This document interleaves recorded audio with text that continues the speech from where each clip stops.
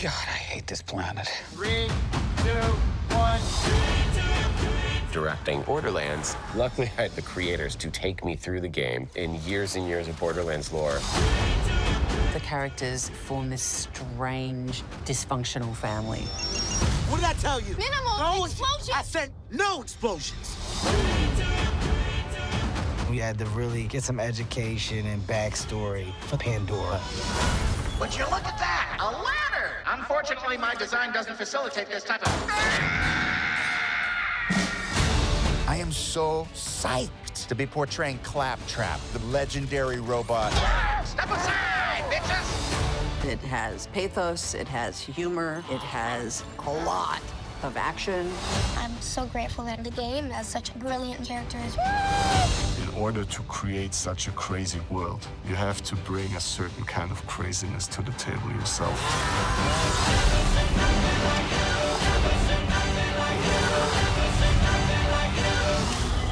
I want people to go, that is the best time I've had in a movie theater in years.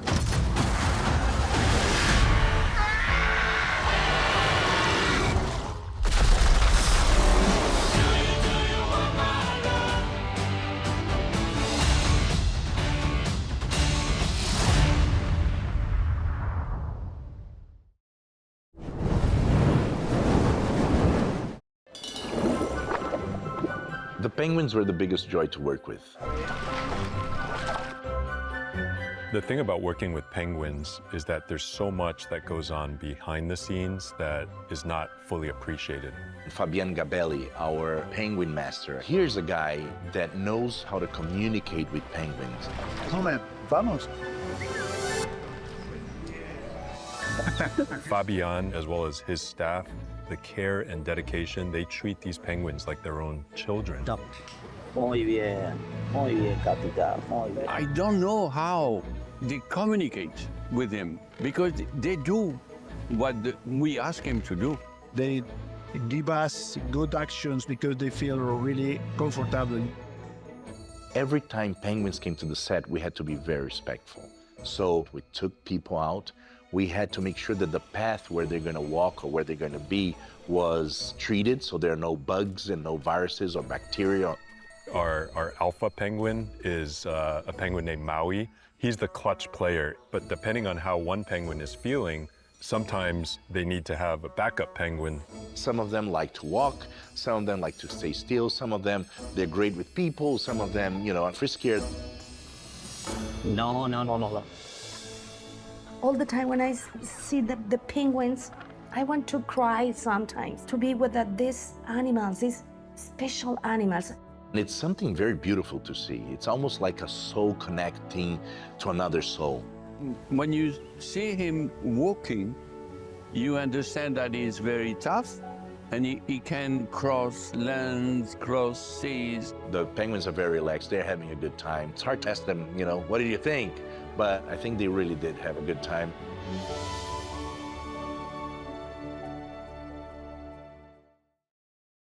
How would you like to see the city of Detroit like you've never seen it before? Hi, I'm Greg Russell of Russell Brothers City Tours. Come on, let's get on board and take a tour of the city of Detroit. What's the difference between our company as compared to other tour companies?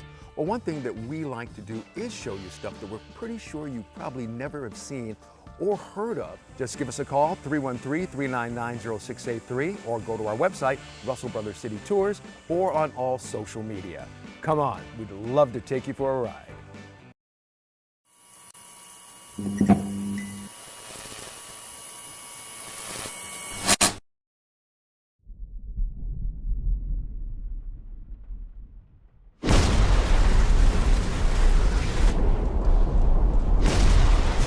Guys, whatever's in there, it's big and it's moving fast. Drive. Go. Go, go, go. Guys, you gotta get out of here. Do you hear me?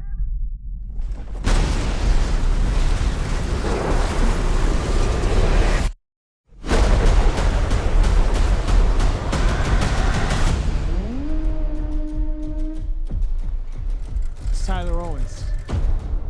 Calls himself a tornado wrangler. If you feel it, chase it! I said if you feel it, chase it! All right, here we go.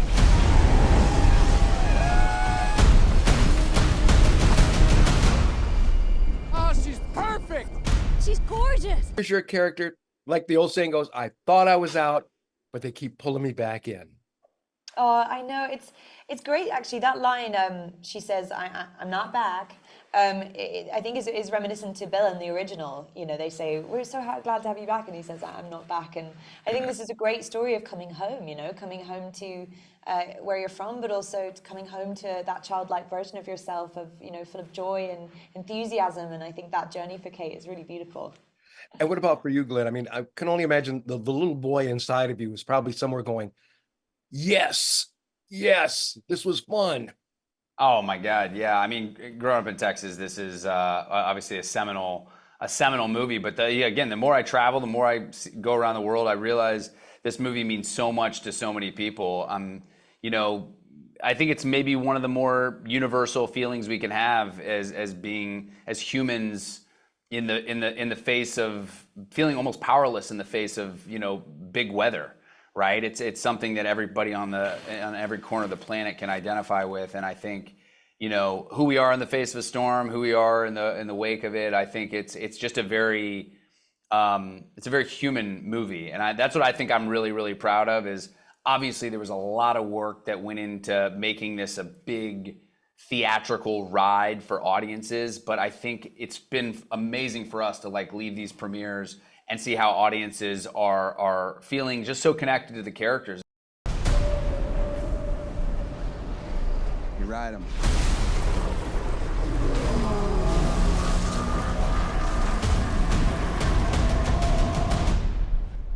We got twins! Twins!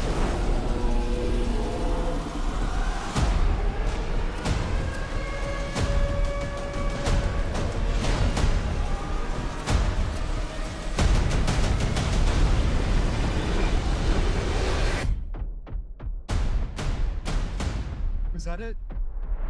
Nope.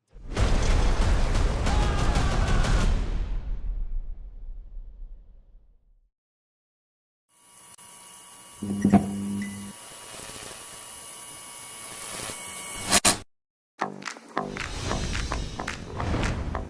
at us! The old gang back together again! Oh my God, so glad you're here! Does this look like a sin to you? My gummies are a near religious experience. Why don't you let me decide? Champagne, please. And a tiny bit of weed would be really hit the spot. Here I am over here. Yes, it's Mama. You're gonna be an old cat lady, and you're gonna be alone, and you're gonna have to have sex with your cats. What? People do it. Emotionally prepare yourself. Marilyn's on TikTok. Material girl in the material world. Got them diamonds so heavy. No. Hello, Cheryl Lee. How are you? Greg, I'm great, thanks. How are you? Good. Good, in Detroit. Yes, I know people here love you, and I know you love it here too. So fabulous. Fabulous. Thank you. I have to tell you, one of the funniest things was the other week, my wife and I were watching TV and we saw the commercial for this movie come on. And we watched, we're going, oh, we got to see this. This looks too much like Our Friends. And Thank you. Yep, I'm excited by that. So many people talk about seeing the trailer for the show and thinking, oh, I got to see this movie. And I love that. And you got to go to the movie theater to see it. There you go. Because you'll be along with the other people in there because, it's a big boomer audience, if you know what I mean. Boomer is in baby boomers. Yes. So, yeah, we're all going, you know that one, don't you? Yeah, I sure do. Mm-hmm. And it never fails. Here you go. It's you and your character, that is. And, 3 lifetime friends getting together to go to a wedding. What could possibly go wrong, huh? Everything. Everything. Especially when people start telling the truth. When people start realizing that they didn't realize how much they missed each other. And in order for things to get right, they have to tell the truth. And sometimes telling the truth is the hardest thing you can do, especially to your friends and the people that you love. Yes. So many things can go wrong, but once you get past that, so many things can go right. That's for sure. Like you said, I mean, especially when you're with friends you've had for a long time, yeah, there'll be the ups and downs and all like that, but you all love each other. You're all family. Right. That's right. And even like in your character's case, she had things going on with her family that she had to deal with outside, of the thing with the group. And sometimes that makes it hard as well. Absolutely. You see that my character, her daughter, has decided that it's time for her mother to slow down. She should slow down. She should move into one of those over 50 communities and that she should get assistance. And I love when my character comes back and says to her quite literally, "Do I look like I need assistance living? Thank you." Right. I had to laugh when that line did come up in the movie because it's kind of like, yeah, right. Because I get that stuff in the mail, like everybody else. You're like, what do you know that I don't know? Thank you. I'm okay. I bent over and got the mail. So it's yeah.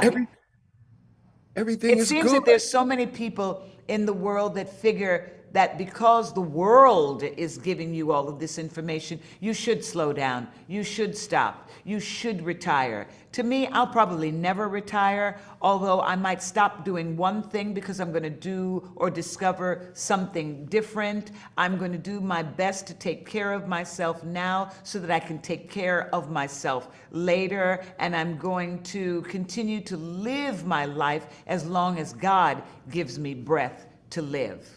Yeah. And amen to that. And I continue to hope that you get as many breaths as you can. Thank you. Shirley, thank you so much. I've enjoyed you over time. Thank you. Thank you. Thank you. Go watch The Fabulous Four next week. Yes. There you go, Detroit. All right. Yes. I used your Kegel ball. When? Just now outside. Hey, somebody stop that kid. He stole my bike.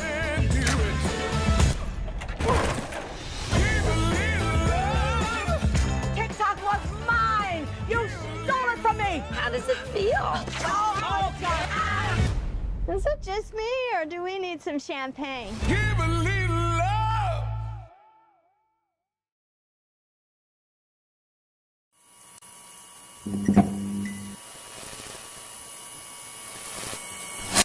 It's so great to be here, especially with this guy, Ron Robinson, guy I've known for a while, and got to tell you, he did a documentary, a super documentary on something that's very close to my heart, and it is called Radio Days, 101 Years of Radio. And the best part is it's about radio all across the country, but of course, a lot right here in Detroit. Ron, welcome. Hey, I am so honored to be here, Greg. Thank you for having me. I mean, this is a big deal. This is the next step is that I guess to have an IMDb page, which I'm working on. You deserve one with this. So, of course, I started my career in radio, as did so many people. This was almost like watching a home movie. Talk a little bit about how the whole idea came about for Radio Days, 101 Years of Radio.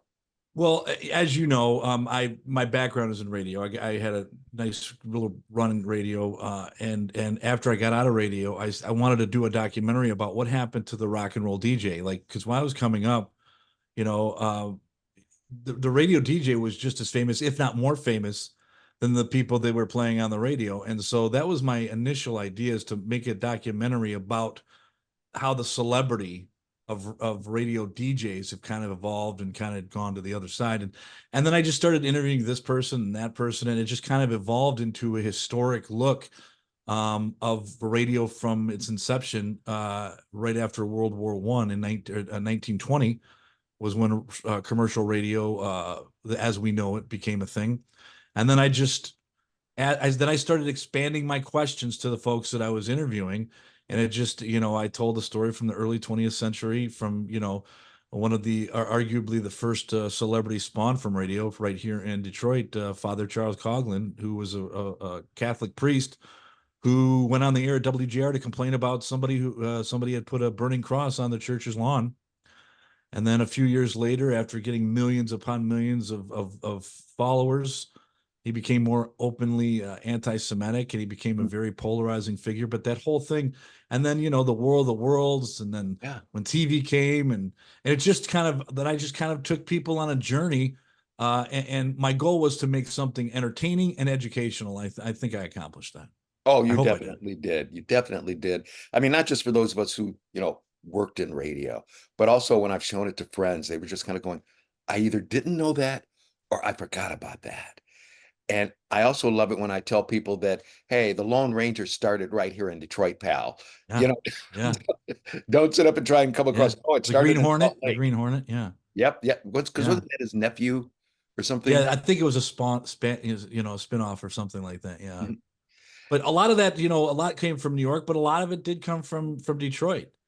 And it was radio serials. So all the television shows you see, the Law and Orders. I mean, Law and Order wasn't a thing, but that stemmed from radio serials telling a story through the audio box.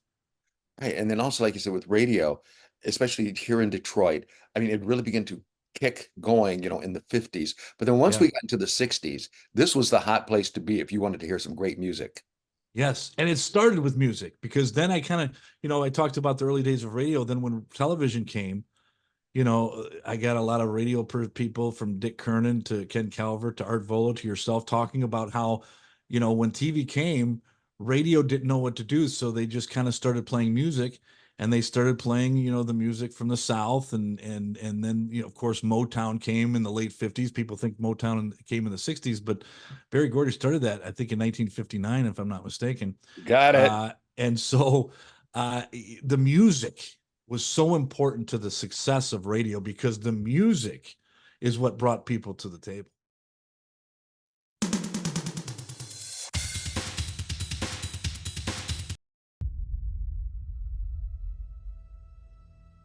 I want to tell you a little story. A few months back, my friend Woody Guthrie and I, we met a young man. He dropped in on us out of nowhere and he played us a song. In that moment, we got a feeling we were getting a glimpse of the future.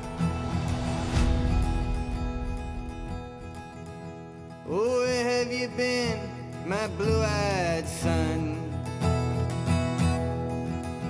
Oh, where have you been, my darling young one? I stumbled on the side of 12 misty mountains. I walked and I crawled on 6 crooked highways. I stepped in the middle of 7 sad forests. I've been out in front of a dozen dead oceans. I've been 10,000 miles in the mouth of a graveyard. And it's a hard, oh, it's a hard, it's a hard, it's a hard rain gonna fall.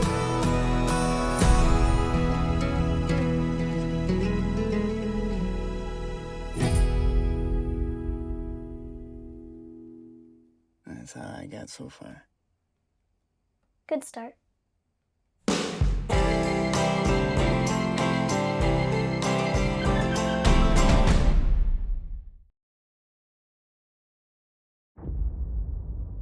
Two years ago, the name Arthur Fleck hit Gotham like a hurricane.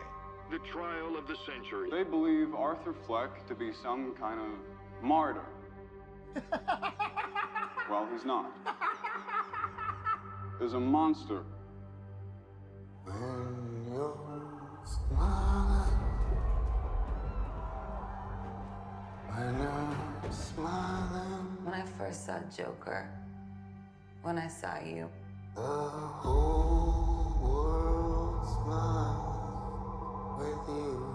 for once in my life, I didn't feel so alone anymore. When you're laughing, oh, when you're laughing, the sun comes shining through. For once in my life, I have someone who needs me. How about you, Arthur? Do you still think you're a star? Showtime.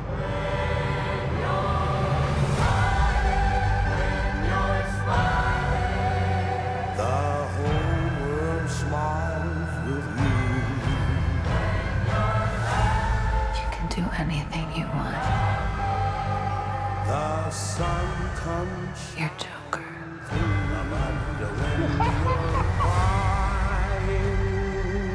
Look around, look at people. Bring on. I will no longer allow any of you. So stop your sighing. To keep me down. Be happy again. I got the sneaking suspicion that we're not giving the people what they want. It's okay, baby. Let's give the people what they want.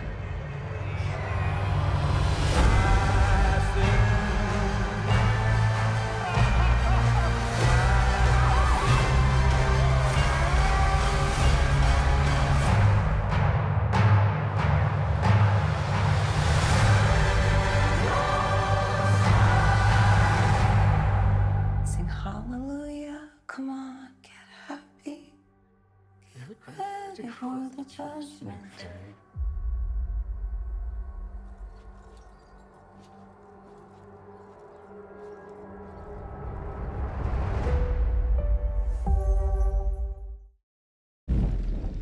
So,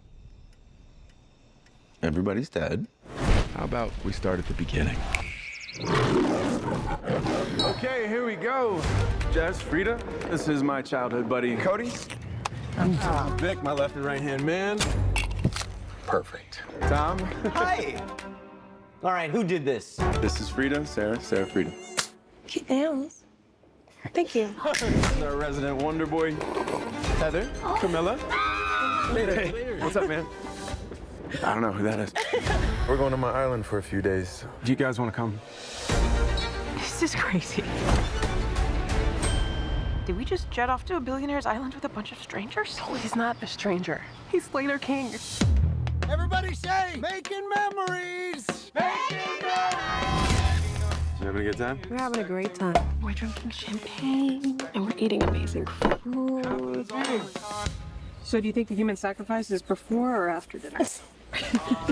The legendary parties of Slater King. Not what I thought it was gonna be. We still have fun. It's just a little different now. What do you mean? Phones, please. Wait, for real? You don't have to do anything that you don't want to do. I'm having a great time here. But I also have this feeling that I'm like, not. Where's my knife? Who has my knife? Oh, dude, your eye. What? Oh, no, I know, right? There's something weird going on here. Everybody's smiling and laughing like 1960s flight attendants. Like, I'm having a good time. I'm like, I'm having a great time. Can't you feel it? There's something wrong with this place. Where's Jess? Who's Jess? My friend that was in the room next to mine. Wake up! Wake up! Wake up! I feel like we're forgetting like a lot of stuff. Okay, but like, how? Something's making us forget.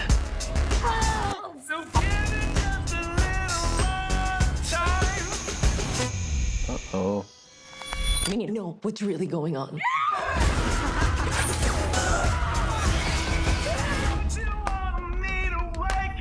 Please, why is I'm in danger? Well, maybe not. Let's not answer that one, right?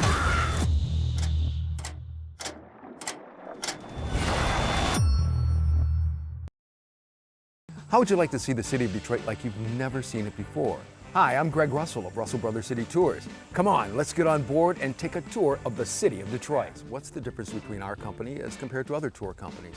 Well, one thing that we like to do is show you stuff that we're pretty sure you probably never have seen or heard of. Just give us a call, 313-399-0683, or go to our website, Russell Brothers City Tours, or on all social media. Come on, we'd love to take you for a ride. Alive, I was Cleo Johnson, but in my death, I became the lady in the lake. Lady in the Lake is different from a typical murder mystery. It's about these two characters, Cleo and Maddie, who are from two different worlds. I saw you once, Maddie Schwartz. Saw you seeing me seeing you. The lives of these two women are set on a collision course. I believe this woman was murdered. Back off the story, or you're gonna wind up in the trash with it. Maddie finds that Cleo was murdered.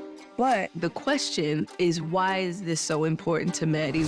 I'm following everything, and it always comes back to You need to stop. The whole show is a riddle in motion.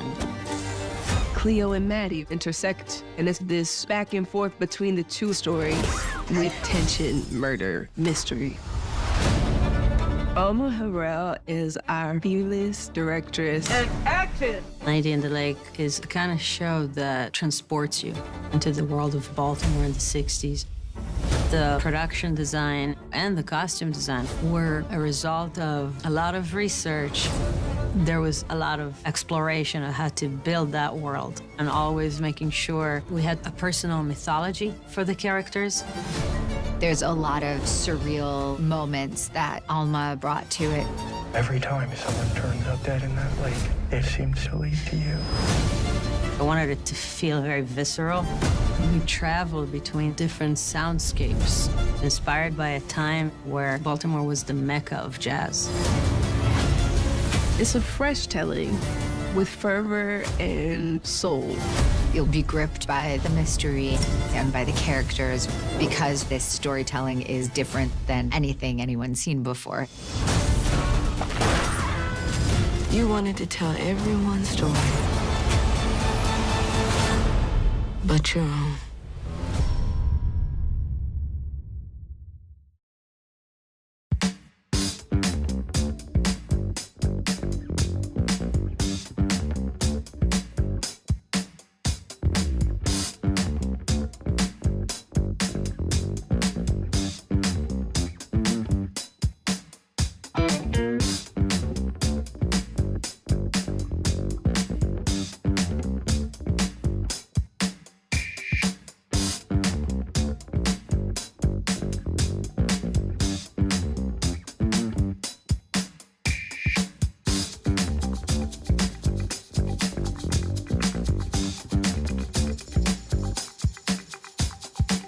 Check out MovieShowPlus.com to watch this episode online and for exclusive content, extended interviews with Greg Russell, and a complete archive of movie reviews with Tom Santilli.